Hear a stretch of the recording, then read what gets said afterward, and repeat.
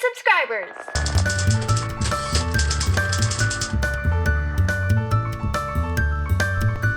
I hit 500 subscribers this week. Very excited. But I'm very bad at milestones like this. I don't know what to do to celebrate. I do a book giveaway, but I don't strangely know how to. Do I just mail someone a book, or is there a site that gives you codes and stuff? I know, I'll offer to analyze people's Goodreads. That'll be perfect. But wait, I already did that. I just waited a week. So instead of stressing about it, I'm going to ask you guys, do you have any ideas on what I should do to celebrate? In the meantime, I'm going to talk about some of the random booky things I've been doing. Saw Catching Fire, I really liked it. You know, with the books, the second book is much weaker than the first book, but with the movies, I personally thought the second movie was better than the first. I love Peeta in the books, but I couldn't connect to him in the first movie. He was just given such negligible and uncompelling screen time. I feel in the second movie we finally get to see some character development for Peeta, and it also allowed Josh Hutcherson to show me, hey, this kid can act. So definitely worth a watch if you haven't already seen it. Next, we have an unboxing, actually more like a de-enveloping. My husband got me a new Kindle as an early Christmas present, mainly because he wanted my old Kindle, but hey, I'll take it. As he inherited my old Kindle case, I got myself a new one, so let's see what we got.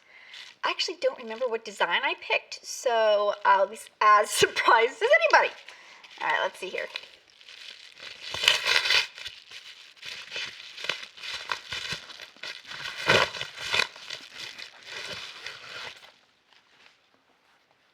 Oh, okay, look at that. Pretty.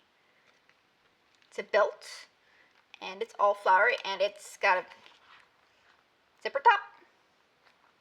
I think this will do very nicely. Okay. Also, now that I've been using the new Kindle Paperwhite for a while, I thought I'd share my thoughts on it. I read both physical books and ebooks. My opinion is the more ways I can maximize my time to include as much reading as possible, the better. And reading a mix of physical books and ebooks helps me do that. When I got my first Kindle about 2 years ago, I purposely got the original model as I didn't want the extra bulk of the keyboard. I also wanted e-ink, not a tablet screen, and I didn't want the touch because I was afraid it would make it difficult to read through hand lotiony fingerprints. I was perfectly happy with that Kindle and had no plans to upgrade until my husband forced my hand and I begrudgingly switched to this pretty thing. My first impression was that it was heavier than my first Kindle, which made me concerned that it would make my wrists sore during marathon reading sessions, but that hasn't really been an issue. I've adjusted to the slightly extra weight nicely. Apparently the extra weight is the extra battery life you get, so yeah.